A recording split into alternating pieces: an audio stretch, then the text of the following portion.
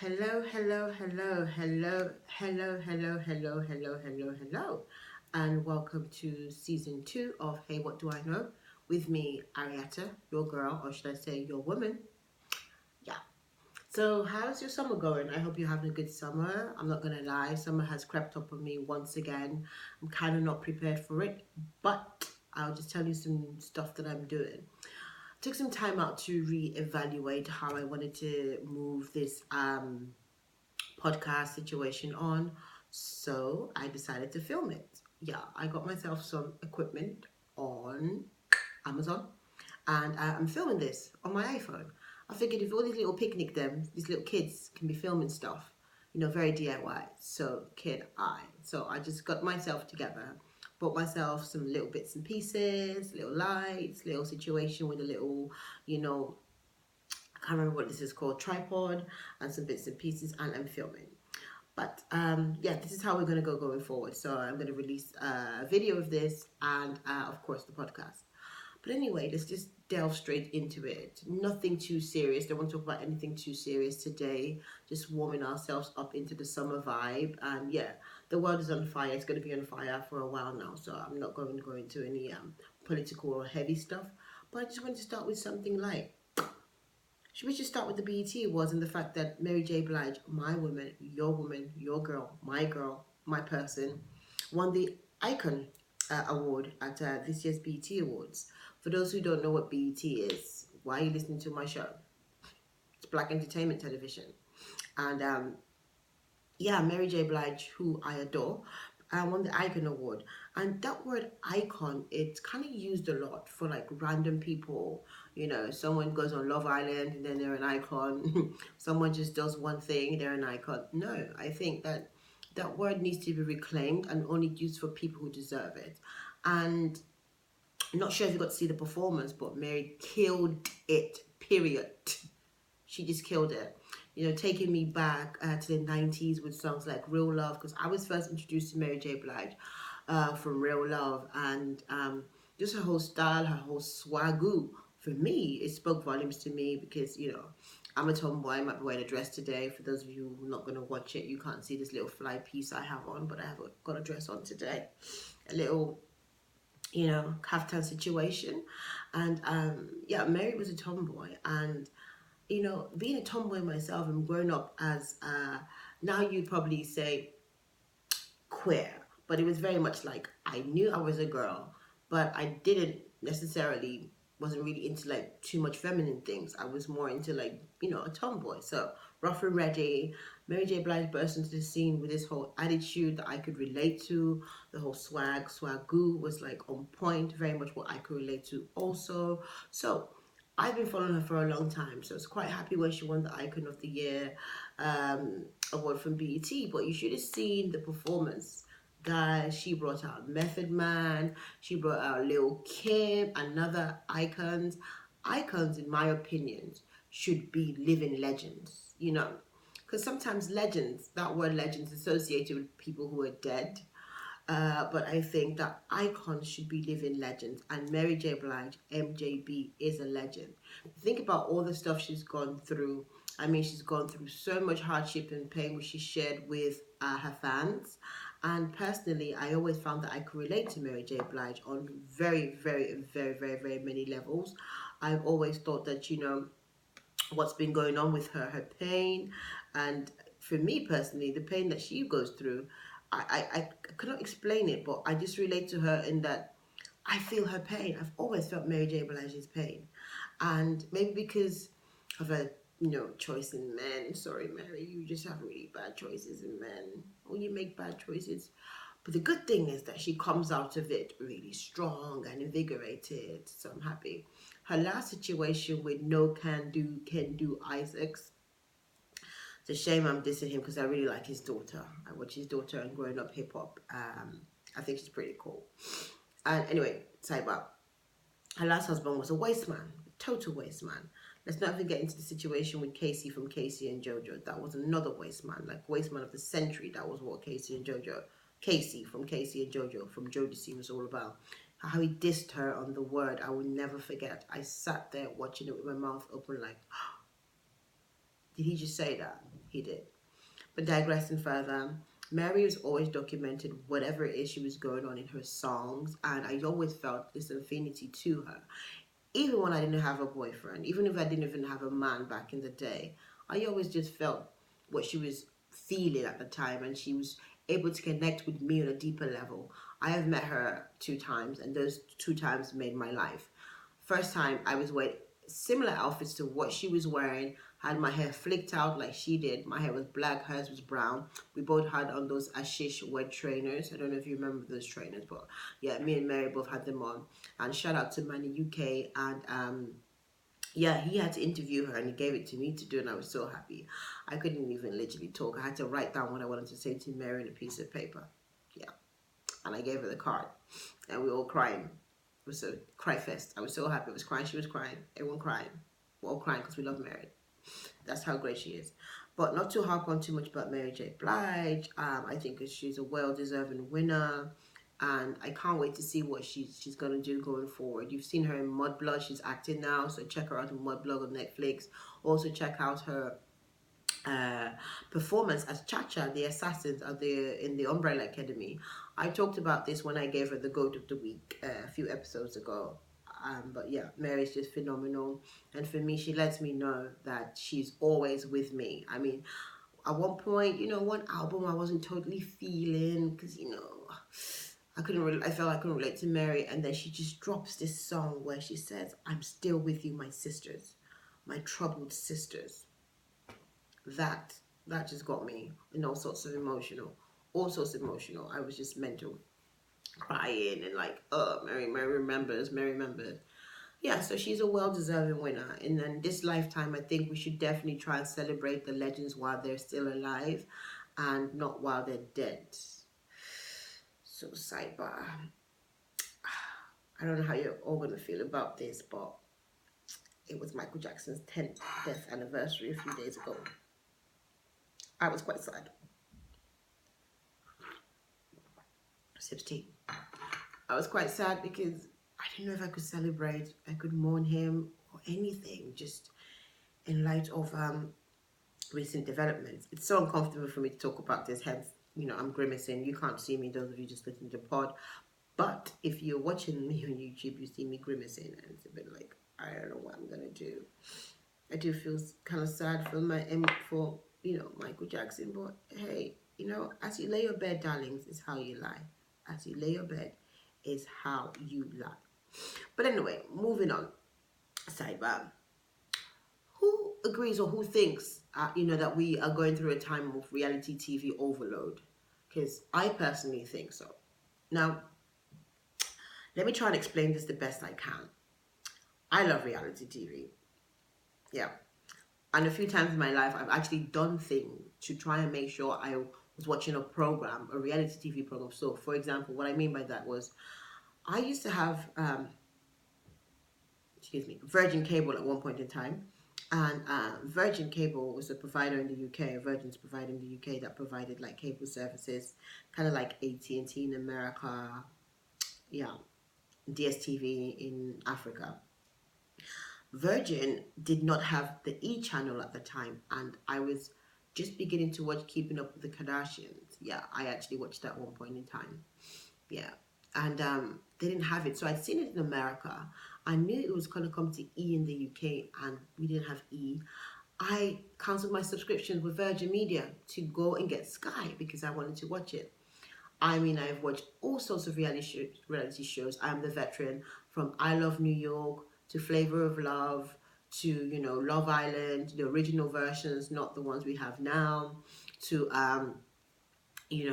things like Love and Hip Hop. All of the Love and Hip Hops I've kind of watched and still kind of watch. But at the moment, I'm really feeling quite overwhelmed with the reality TV overload, because I'm not sure if, especially like the black reality TV, if it shows black people in a good light. I mean, I watched Making the Band. That was a phenomenal one with P. Diddy back in the day. I'm all for those reality TV shows that kind of show, the culture in the good light.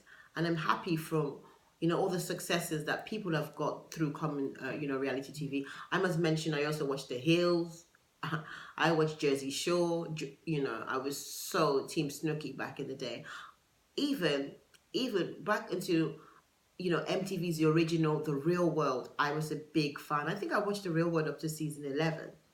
But I think I've got to a point in my life whereby just seeing everything on TV, and I think that society has, you know, people think that being on reality TV is actually a job. Actually, I don't think they think it has become a job. It's become a profession. So you get all these people who know nothing, spewing total nonsense in TV and dumbing down the rest of society. Now, do you think that they are the cause, or is it society's need for these reality TVs that is the problem? I don't know. It's debatable. However, what I do know, what I do believe is that at some point we're going to go too far. There's a reality TV show for everything. You know, we can talk about, is it surgery, changing face, you know, changing your face, changing your body. There's reality shows. If it's like you know, you're going broke, there's a reality show for that. Sidebar, sign me up because man's broke at the moment. And there's so much happening that seems to be documented. It's like, where do we draw the line? You know, where do we draw the line? Like, for example, the Love Island situation in the UK. It's a reality show where young people go on TV to find love. The millennials love it. I watched it in its original format, which was with celebrities. I'm not gonna lie, I enjoyed it. I enjoyed seeing people like Jane Minimus squirm. So Jane Minimus was a TV presenter in the UK in the 90s and early noughties who was on it. And Callum Best. I remember seeing him on it and thinking, yeah, I can see you going bald. But digressing, I watched it because I guess I was that age whereby all of this stuff still interested me. But I think as I've grown older, I've kind of come to realize that most of these reality TV shows that happen at the moment, scripted or not, cannot be good for, you know, our psyche and how we feel about ourselves. So I'm not saying that, you know, reality TV should stop. And I'm not saying this because, you know, I think I'm better or above being on a reality TV show. No, because if I'm going to be paid coin, I'll be on it. But what I do know is that things are skewing too far one way. We need to get the balance right. We need some more educational reality TV shows to balance out all the crap scripted reality shows we've got on TV at the moment. You know, um, I'm a huge fan of the Love and Hip Hop franchise, but at the same time, I don't like it as well. So it's almost like a guilty pleasure. I'm watching it, but thinking, I wish they'd shown this person in a better light, or I wish this person spoke better. Not saying that you know, I'm not trying to infer that I am better or above it. But I just wish, especially when it comes to showing black people or black people represented on reality TV, we get a balance. So by that I mean, I don't know if you remember Big Brother from the UK in back in the day when they had this girl Makosi on it. Sweet as pie in real life, but that reality show just showed up to be some money, fame hungry whore, which is terrible. Because in real life she's sweet enough. But then you realize, fast forward to the Love Island situation we have now in the UK with this program called Love Island. There was one black girl on it, and she was like, I think she was a pharmacist or a dentist, somebody who had like a great career going. But they weren't even able to match her with anybody who had the same kind of like IQ. I guess they were just trying to get the quota of, we had one black girl in, we've got a black guy in, boom. No, it doesn't work like that. So I wish that there were more reality TVs that were a bit more educational, or at least showed that people had some sort of brain. Because right now, most people on reality TV, most, not everybody, seems dumb. You know, they come across as dumb, I should say. But let's not be fooled. They are making their money, so who am I to like judge? I mean, the woman who owns the Love and Hip Hop franchise, Mona Scott, she's on some serious coin. She's making some serious money. And Love and Hip Hop Atlanta just won the MTV People's Choice reality show above all the MTV reality shows that there are. So I guess there must be something in it. However, like I said, I do feel there needs to be a balance, you know. Let's not just tell one story. Let's try and tell other sides of the coin, you know. Like, you know, there could be something around the legal industry or something around, you know, being a doctor, not just a cosmetic surgeon. other reality TV shows that quite educational. I'm kind of contradicting myself, I know, yeah, but this is how I feel about it. So, but moving on. Who's ready for summer? How's your summer buddies going? Every year, like I said earlier on, summer creeps up on me. I never feel ready. I'm never ready for summer. All of a sudden, boom, summer is here. Before you know it, everybody's out in their bikinis, bikini weather, and your girl's not ready. That always pisses me off. Now, sorry for slurping. It's just the effect of slurping a cup of tea. Now, notice how I try in the winter. Try to exercise. I'm really bad at eating right, but I exercise at least 3-4 times a week. And I realized that when it comes to summertime, I'm still never ready to get the midriff out, put the bikini top on. No, I'm never ready for that. And I'm not sure if it's more to do with how I feel about myself or just in general feeling oppressed by what is the perfect body. You know, again, it could be the effects of reality TV, but everybody I see nowadays seems to be snatched. I'm not seeing nobody who looks like flabby like me per se. Even, the ones who might be a little bit flabby, they're flabby in the right places. Not like me who's just got this little situation happening around their belly that can't get rid of this fat. Everyone telling me about how you cut down on the sugar, cut down on this, cut down on that. This will happen. No, my belly just refuses. It just wants to stay as it is. Now, it's not that bad, but it ain't that great either. So it could be a confidence thing whereby I don't feel confident enough to have my belly on display. I don't know. But I just never feel ready for summer. A friend of mine actually said last week that this summer needs to give her at least 3 weeks. Give me 3 more weeks before you start in earnest because she ain't ready. And then I asked her, do you think you'd be ready in 3 more weeks? She went, I don't think so. So we're going to have to be wearing all the cover-ups again in the summer. But should I really care that my body's never ready for summer or not? I'm not really sure. It's debatable. Because one, it might be me not feeling myself and my body is looking banging.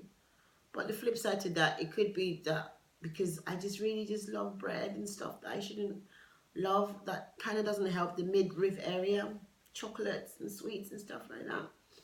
Maybe I just need to reprogram my mind. So if anybody's ever had hypnotherapy to lose weight or to concentrate on weight loss in a certain area of their body, please let a sister know. Let me know. Let me know. Send me an email, drop me a note, let me know how it's gone because I might be needing your help to get some hypnotherapy, to hypnotize myself, to stop eating food that I shouldn't eat. Kate Moss has a saying, nothing tastes as good as skinny feels. I do agree with her, but she hasn't had some really good, African food before because if she had, that whole nothing tastes like skinny feels would just go out the window. Anyway, just moving on. The weather's been great so far in Europe, and it's causing some sort of fires. Bushfires and forest fires are happening. So guys, be safe out there.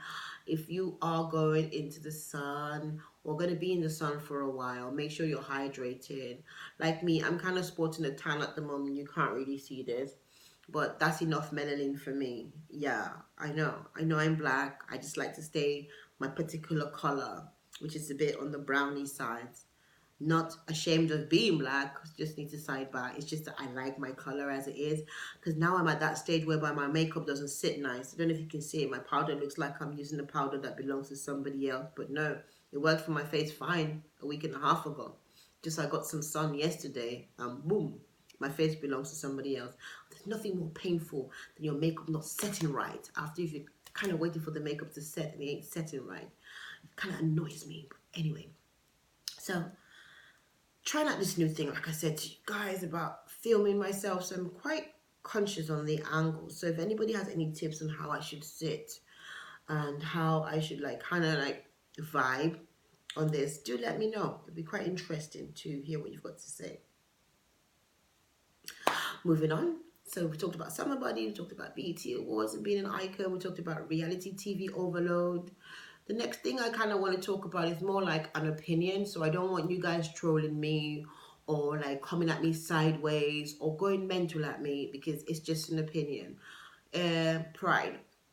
so happy that, we get to celebrate our LGBT brothers and sisters.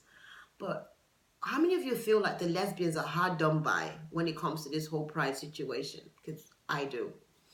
I feel like, our gay brothers and our trans brothers slash sisters kind of have really, no, I wouldn't say hijacked, but it seems to be the focus seems to be on them a lot more around pride. And I wonder, what it is for lesbians, because lesbians, as much as they don't get as much, should I say, airtime as, the gender fluids or the gays or, the trans, I feel like they've been pushing the movement for a long time. And could this be another situation whereby as women they're kind of left behind, or they're not as celebrated as everybody else in the movement? So today I want to give a shout out to all my lesbian sisters out there. I love you guys, and I want you guys to feel special this pride. You could either be a girly lesbian, or you could be a more boyish or more butch lesbian, either or. I'm celebrating y'all today and wish that, we gave lesbians, a bit more shine, because right from the beginning, they've been pushing for gay rights. And even though most of all the forerunners for gay rights seems to be men, or most of all the popular ones seem to be men, we shouldn't forget those women who sacrificed a lot, you know, especially even if you think about on the front line of AIDS and stuff like that. A lot of lesbian women help the community, they help the gay community and try to remove the stigma as much as they can. But it still feels like in 2019, when you're talking about LGBTQ rights, the lesbians kind of don't get the same shine. Like again, like I said before I left this message, or before I started this topic, that it might sound quite controversial, but this is how I feel and I think that they've kind of been sidelined, and I think the lesbians should get more shine because again, they are women, and as women, we are queens. Lesbian or not, you're still a queen, so I want them to be celebrated. So big up to all the lesbians. I remember the first lesbian that I knew, apart from girls who messed about in high school as Nigeria, because girls kind of messed about. It was Martina Navratilova, the tennis player. I mean, I couldn't really explain what it meant that she was a lesbian, but she was the first lesbian that or famous lesbian, I should say, that I was made aware about. So I wanted to say big up to her, big up to all of those at the forefront of the lesbian movement who've been pushing the agenda forward. Let's spare a thought for them, and for all those single, I shouldn't say single parents, but lesbian mothers, because we see a lot in the press about, gay dads. But what about lesbian mothers? Big up to those ladies looking after families, being mums and dads at the same time. So I want us to celebrate our lesbian friends today. So big up all those women, like I said. Big, big, big, big up. You guys are appreciated. Definitely appreciated. Anyway, I'm coming to the end of the podcast now. I hope you all enjoy what I have to say. If you know me, you know I'm just ranting, but I don't just rant for a reason. I don't just rant for no reason, I should say. I like to give my thoughts and my opinions on things. Some people will like them, some people won't like it. Some people will agree with me, other people won't agree with me. That's fine. But like I said, these are my thoughts. These are my musings. But at the end of the day, hey, what do I know? I don't know everything. I don't know a lot. But guess what? I fucking know some things.